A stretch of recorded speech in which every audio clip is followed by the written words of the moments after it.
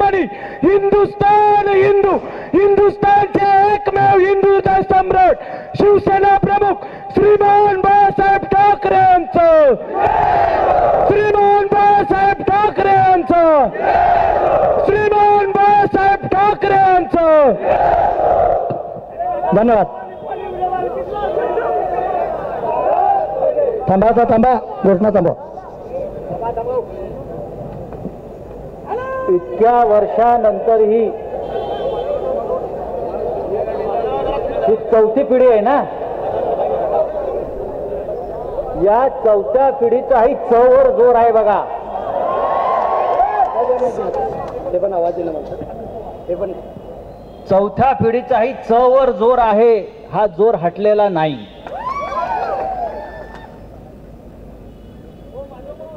बेळगावला खूप वर्षांनी वाघ आणि सिंहाचा खेळ सुरू झाला. त्याच्यामुळे माकडांचं काम इथे असताना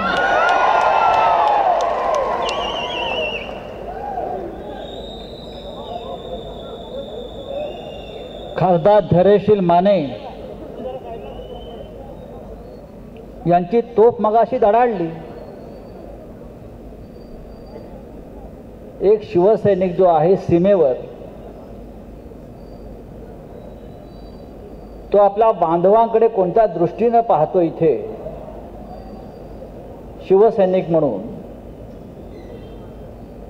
ते आपण पाहिलं. पण एक बघितलं धैर्यशील,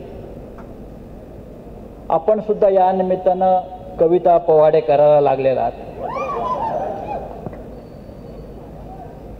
MH 9 काय 9 MS 9 MS 09 शुभमचा नंबर 9, शुभम आपला भाऊ, आणि आता अणू यांच्या नाकी 9.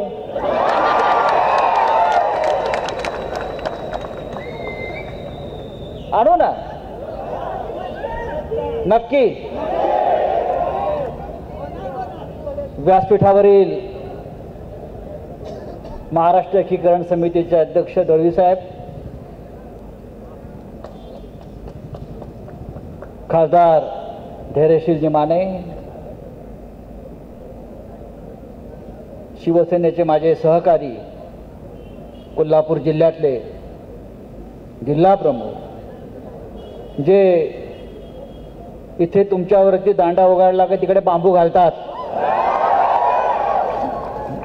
असे विजय देवणे, प्रकाश शिरोळे, अरविंद नागनुरेजी, आमच्या श्रीराम सेनेचे प्रमुख कोंडुस्करजी, व्यासपीठावरील सर्व प्रमुख मान्यवर, आणि या संयुक्त महाराष्ट्र चौकातील विराट सभेसाठी जमलेला तमाम मराठी बांधव, भगिनी, बंधू आणि मातांनो,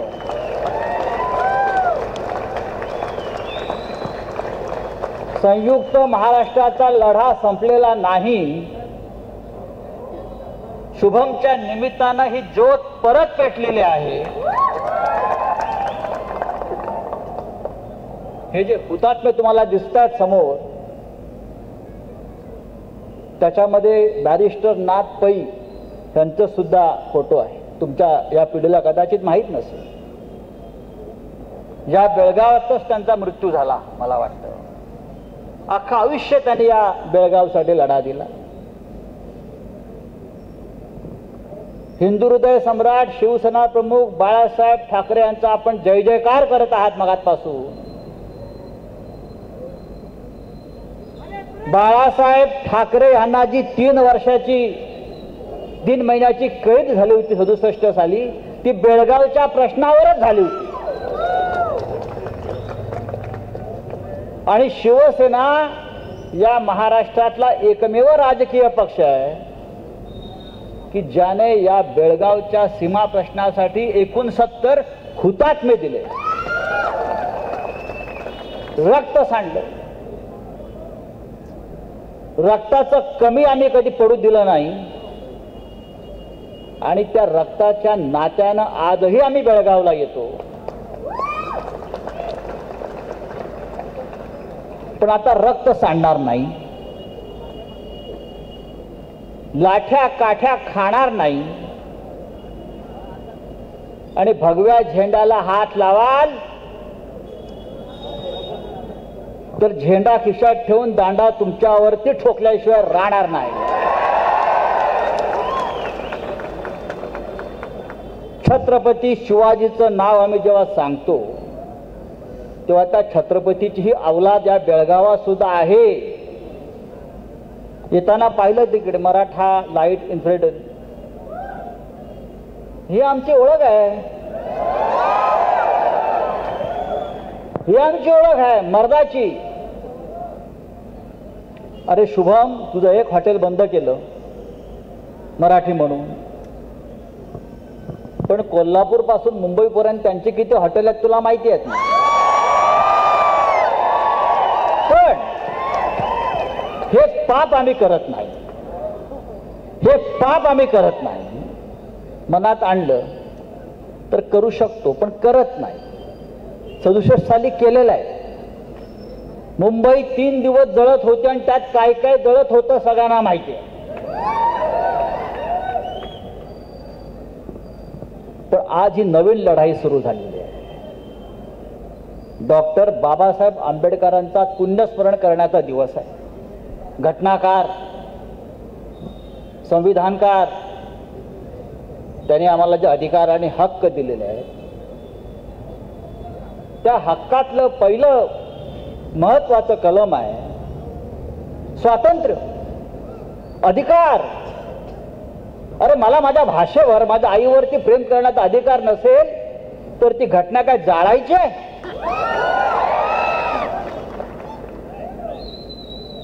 हे आमचे हिंदुस्थानचे पंतप्रधान नरेंद्र मोदी, गृहमंत्री अमित शहा सध्या पश्चिम बंगालमध्ये परिवर्तन करण्यासाठी वणवण फिरतायत. काय तर म्हणे ममता दिदी तिथे अन्याय करते, अत्याचार करते, दडपशाही करते. मोदी बेळगावातून बघा काय चाललंय इथे. दडपशाही म्हणजे काय, अत्याचार म्हणजे काय, खुनाखुनी म्हणजे काय आणि राजकीय कार्यकर्त्यांचे मुर्दे पाडणं म्हणजे काय हे पश्चिम बंगालमध्ये कशाला बघताय? या तुमच्या येदियुरप्पाच्या राज्यातून बघा.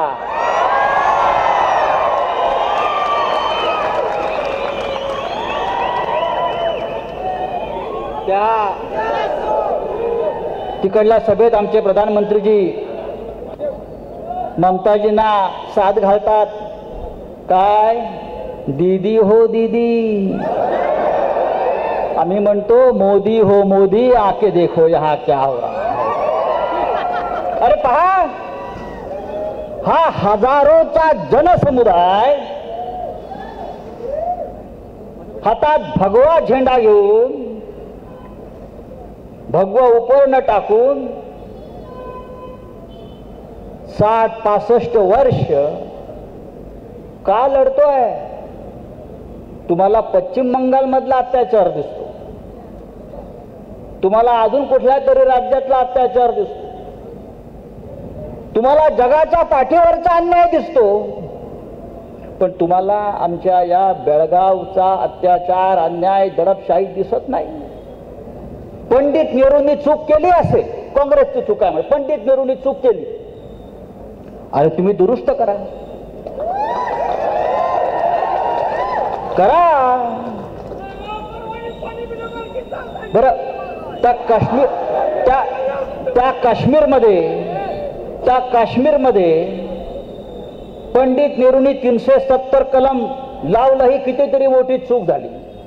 तुम्ही दुरुस्त केलीत ना, मग इकडे दुरुस्त करा. तुम्हाला कोणी अडवलाय? करा. बरं, माझं काय कर्नाटक सरकारचं अजिबात भांडण नाही आहे, मी तुम्हाला आत्ता सांगतो. त्याच्या हातातच काही नाही आहे.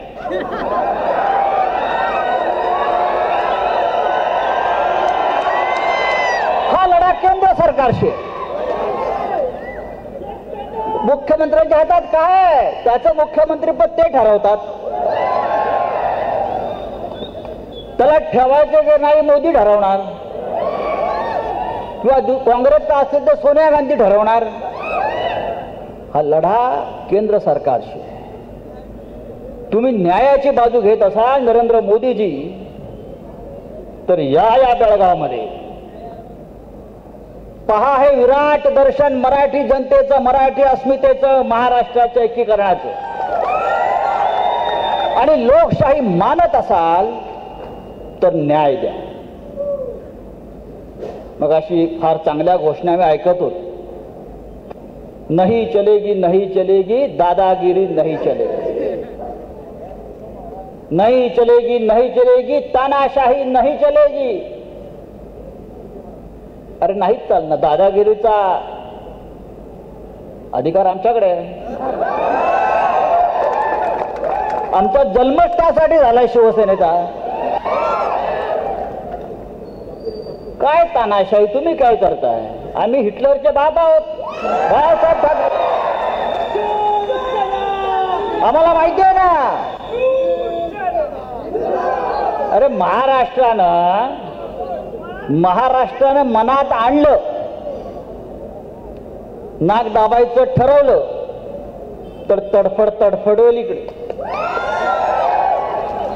अरे नुसतं पाणी बंद केलं, तुमचं पाणी बंद केलं, महाराष्ट्राच्या हातात आहे चावी. पण आम्ही ते करत नाही. माणुसकी, पाण्याची माणुसकी, मानवता आहे. महाराष्ट्र छत्रपती शिवाजी महाराज, आंबेडकर, शाहू फुले, बाळासाहेब ठाकरेंचं नाव घेतो. ती माणुसकी. तुमचं पाणी बंद करू शकतो, तुमच्या आर्थिक नाड्या बंद करू शकतो, आम्ही सगळं करू शकतो. आम्ही केलेलं आहे. परत करायला लावू नका, एवढंच मी सांगतो इथे. आता शुभम वय लहान असेल, पण वजनदार माणूस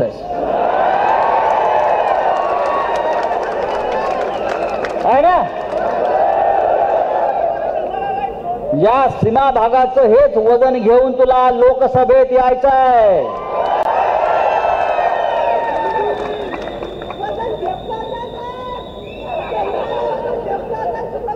रथातून घेऊन जाऊ घोड्यावर. आता दाबूया ना, काय काय दाबायचंय बघू. शिवसेनेचे 21 खासदार आहेत, तू 22वा. आणि काय सांगता तुम्ही आम्हाला? आकडे बिकडे सोडून द्या. गणित मराठी माणसं एवढी टक्के, मुंबईमध्ये 28% मराठी माणसं आहेत. पण भगवा फडकलाय ना. एकही पाहिजे. होय लक्षात घ्या. तरी सुद्धा गेले 50 वर्ष महाराष्ट्राच्या राजधानीवर छत्रपती शिवाजी महाराजांचा भगवा आपण फडकत ठेवलेला आहे. आणि कोणाच्या बापाची हिंमत नाही त्या भगव्याला हात लावायचा. खूप प्रयत्न या जिद्दीनं उतरा. या निवडणुकीमध्ये या जिद्दीनं उतरा. ही लढाई फक्त शुभमची नाहीये. ही लढाई फक्त तुमच्या बेळगावकरांची नाहीये. ही लढाई फक्त महाराष्ट्र एकीकरण समितीपुरती मर्यादित नाहीये. ही लढाई या देशात जिथे जिथे मराठी माणूस आहे त्या मराठी माणसाच्या अस्मितेची आहे. अरे लाज वाटली पाहिजे तुम्हाला. छत्रपती शिवाजी महाराजांचा पुतळा येल्लूरला तुम्ही लावू देत नाही, झाकून ठेवतात, काढून टाकतात जेसीपी लावून. इथे भगवा झेंडा उतरता छत्रपती शिवाजी महाराजांचा. हिंदुत्वाचं नाव सांगताय तुम्ही नालायकांनो. हिंदुत्वाचं नाव घेता आणि छत्रपती शिवाजी महाराजांचा भगवा उतरवता. ही कसली लफंगेगिरी. अरे शिवाजी महाराज जर नसते तर पाकिस्तानच्या सीमा त्या कर्नाटक पर्यंत आल्या असत्या. अरे तुमची सुनता झाली असती रे, सुनता झाली असती. आणि त्या शिवाजी महाराजांचा पुतळा तुम्ही जेसीबी लावून रात्री काढून टाकता. जेसीबी लावून सूड घेतला पाहिजे छत्रपती शिवाजी महाराजांच्या अपमानाचा. सूड घेतला पाहिजे, पेटून उठला पाहिजे. छत्रपती शिवाजी महाराजांच्या अपमानाचा बदला घ्यायचा मक्ता फक्त महाराष्ट्राचा नाहीये, तो बेळगावकरांचा सुद्धा आहे, तो सीमा भागाचा सुद्धा आहे. इथे जमलेला प्रत्येक मराठी माणूस, माय भगिनी, लहान मुलं मगासपासून पाहतोय मी ज्या जिद्दीनं प्रचार करतायत लहान मुलं, ही जी ठिणगी पडलेली आहे, ठिणगीचा वणवा पेटला पाहिजे या भागामध्ये. आता अनेक सांगतो दळवी साहेब, एक सांगतो, आम्हाला कोणी इथे येण्यापासून अडवू शकत नाही. आणि आम्हाला तर नाहीच, शिवसेनेला तर नाहीच, देवळीला तर नाहीच. अडवून बघा, हिंमत असेल तर.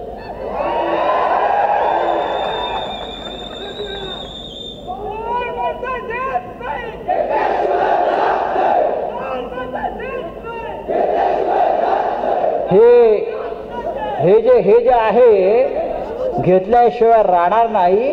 की जेव्हा तुमच्या ऐक्याची, एकीची वज्रमूठ दिसेल 17 तारखेला, तेव्हा तुम्हाला हे मिळेल.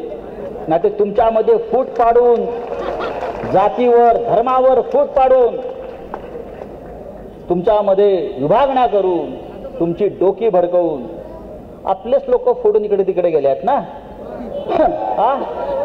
हे बेईमान, त्यांना आव्हान करा सगळ्यांना, जा या लढाईला जर पुन्हा सुरुवात करायची असेल तर सगळ्यांनी या भगव्या झेंड्याखाली मराठी म्हणून, हिंदू म्हणून एकत्र यावंच लागेल, यावंच लागेल. शुभम शेळके ही सुरुवात आहे. या लढाईला 60-65 वर्षाचा क्रांतीचा इतिहास आहे. या देशाच्या इतिहासामध्ये इतका प्रदीर्घ काळ चाललेला कुठला लढा असेल तर तो हा सीमा भागाचा आणि बेळगावचा लढा आहे, एक लक्षात घ्या. बाळासाहेब ठाकरे नेहमी सांगायचे, जेव्हा बेळगावचा जेव्हा प्रश्न निर्माण व्हायचा तेव्हा बाळासाहेब सांगायचे, आम्ही काय नक्षलवाद्याप्रमाणे हातामध्ये बंदुका घ्यायच्या, आम्ही काय खलिस्तानांप्रमाणे हातामध्ये AK-47 घ्यायची का,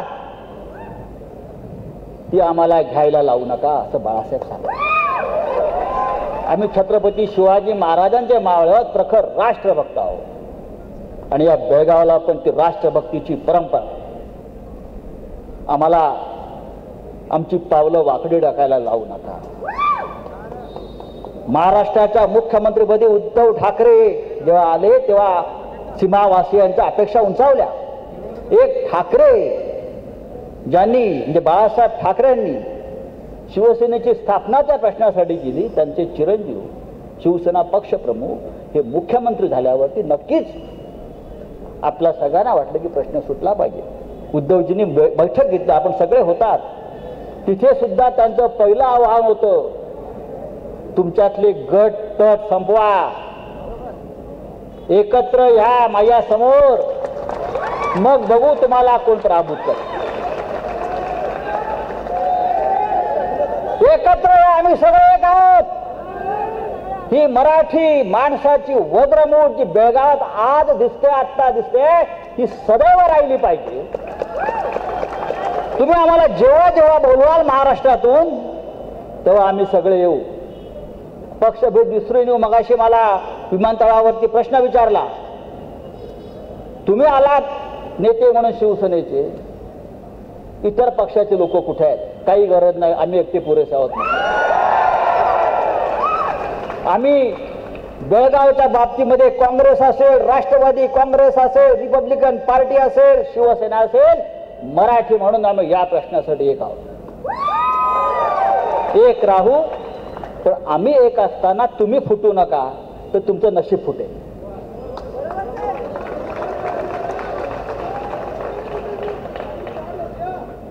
किती वर्ष आपण लढणार आहोत, किती काळ लढणार आहोत.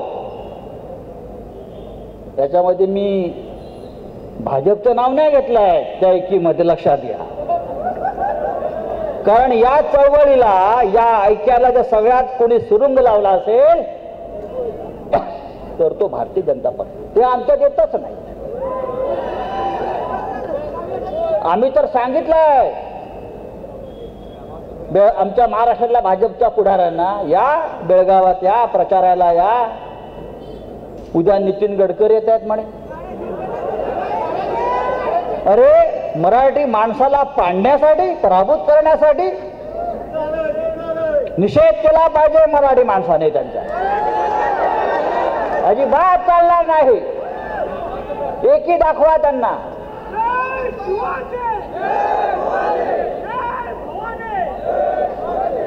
नरेंद्र मोदी यांना माझं आवाहन आहे. गृहमंत्री अमित शहा यांना माझं आवाहन आहे. शुभम शेळके जिंकणारच आहे हो, ते सोडून द्या तुम्ही. उद्या मोदी जरी प्रचाराला आले तरी शुभमचा आता तो भरधाव सुटलेला घोडा त्याला कोणी लगाम नाही घालू शकत.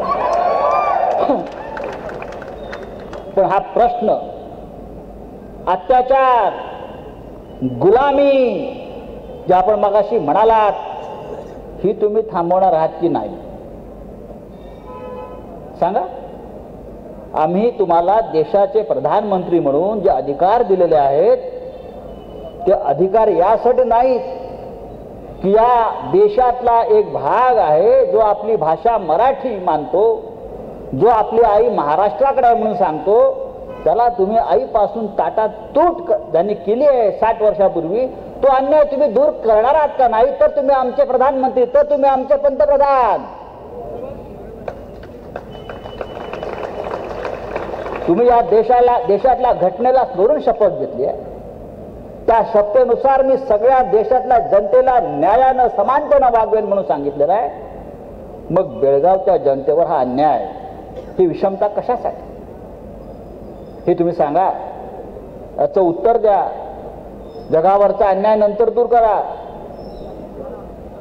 आधी इकडला अन्याय दूर करा. सध्या लसीकरण मोहीम सुरू आहे जोरात. लस उत्सव, लस उत्सव, लस उत्सव. 17 तारखेला मोठी लस द्या तुम्ही. आता मोठी लस द्या ढुंगणावर, आधी स्पष्ट बोलतो, तोंडावर नको. हा, लस बंदी कायमची करून टाका त्यांची. बेळगावच्या मराठी बांधवांनो, भगिनी आणि माता, हा तुमचा उत्साह पाहून महाराष्ट्राला प्रेरणा घ्यावी लागेल. बरेच दिवस धैर्यशा आपल्याला माहिती आहे महाराष्ट्रात करोनाचं संकट आहे, काय असं घडतच नाहीये. आज इथून ऊर्जा घेऊन चाललोय मी. 2-4 तासाचा मगाचा रोड शो पाहिला मी आपला, जो उत्साह पाहिला मी आपला, त्याचे काही चित्र मी उद्धव साहेबांना पाठवले, मुख्यमंत्र्यांना. बहुतेक या गर्दीमध्ये बेळगावच्या करोना चिरडून मेलेला दिसतोय, अजिबात दिसत नाही. पण काळजी घ्या, काळजी घ्या. आपल्याला मराठी माणसाला करोना होता कामा नाही. आपल्याला लढायचं आहे आणि होणारही नाही. आपल्याला छत्रपती शिवाजी महाराज, बाळासाहेब ठाकरेंचा आशीर्वाद आहे.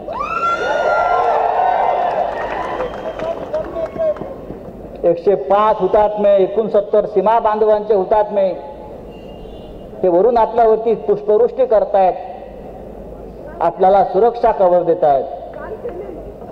एक लक्षात घ्या, दर्शनचा विजय हा 105 हुतात्म्यांना दिलेली सगळ्यात मोठी आपली भेट असेल. शिवसेनेने 69 हुतात्मे दिले. त्या हुतात्म्यांच्या चरणी आपल्याला ही बेळगावची खासदारकी व्हायची आहे. बाकी आपल्याला काही नको. एकदा शुभमला दिल्लीत येऊ द्या. शुभम लोकसभेत शपथ घेईलच, पण एक जाहीर शपथ सोहळा आपण इकडे सुद्धा संयुक्त महाराष्ट्र चौकामध्ये करू. आपला फार वेळ घेणार नाही. आता परत आचारसंहिता वगैरे भांगडी आहेत, तशा भांगडीला आम्ही घाबरत नाही.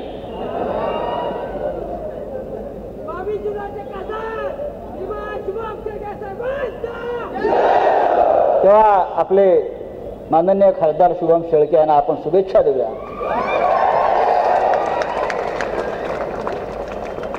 आणि पुढल्या लढाईचं नेतृत्व ही चौथी पिढीची करते दळवी साहेब, त्यांना आपण आशीर्वाद दिले पाहिजे. हे तुमच्या सारख्यांचं मोठेपण आहे की तरुणांच्या पाठीशी आपण सगळे उभे राहिलेला आहात.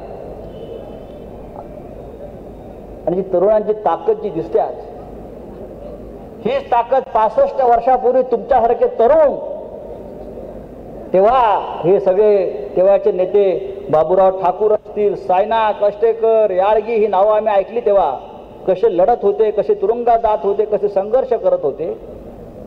तशा प्रकारची तरुण पिढी आज उभी राहिलेली आहे. आणि तुम्हाला फक्त आशीर्वाद द्यायचं काम आम्ही करू, पण जेव्हा जेव्हा तुम्ही आम्हाला साथ घालाल तेव्हा महाराष्ट्र आपल्या पाठीशी राहील, लोकसभेत राहील, राज्यसभेत राहील, रस्त्यावर उतरून सुद्धा राहील. काळजी करू नका. दर्शनला 17 तारखेला हा सिंह आपला गर्जना करत दिल्लीच्या तख्तावर गेलाच पाहिजे. आणि संपूर्ण दिल्ली नव्हे, या सिंहाच्या गर्जनेनं हा देश सुद्धा हादरला पाहिजे. जय हिंद, जय महाराष्ट्र. धन्यवाद. कोणीही जायचं नाही, कोणीही जायचं नाही आहे जागेवर.